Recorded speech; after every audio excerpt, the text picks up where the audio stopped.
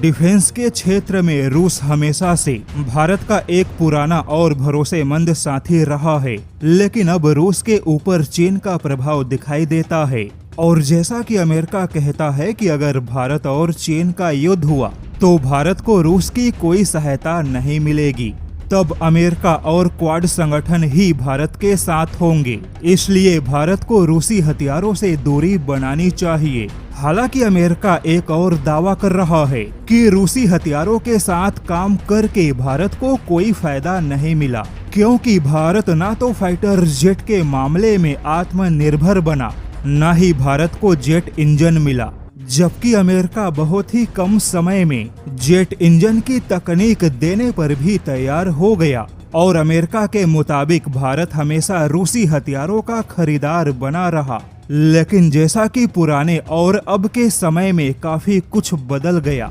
जैसे कि पहले रूस के जिस किसी भी हथियार को भारत में बनाया गया, उन हथियारों के कल पुर्जों का स्वदेशीकरण नहीं था।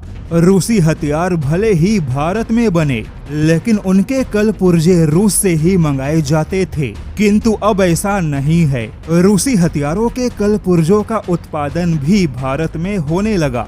लेकिन अब इसी रूस ने एक बहुत ही चौंकाने वाली बात कह दी। जैसा कि रूस और भारत के बीच में लगभग सभी हथियारों के क्षेत्र में सहयोग मजबूत है, किंतु ड्रोन हथियार एक ऐसा क्षेत्र है जहां रूस और भारत के बीच में कोई बहुत बड़ा सहयोग दिखाई नहीं देता।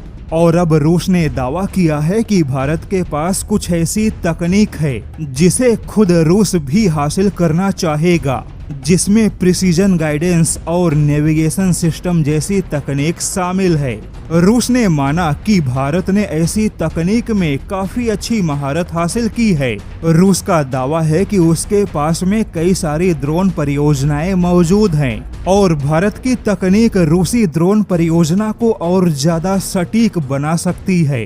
हालांकि रूस इस बात को स्वीकार कर रहा है कि उसके पास में ड्रोन हथियारों के उत्पादन जैसी चुनौतियां मौजूद हैं और भारत के साथ मिलकर ऐसी चुनौतियों को आसान बनाया जा सकता है, क्योंकि भारत में अब कई सारी ड्रोन बनाने वाली कंपनियां खड़ी हो गई।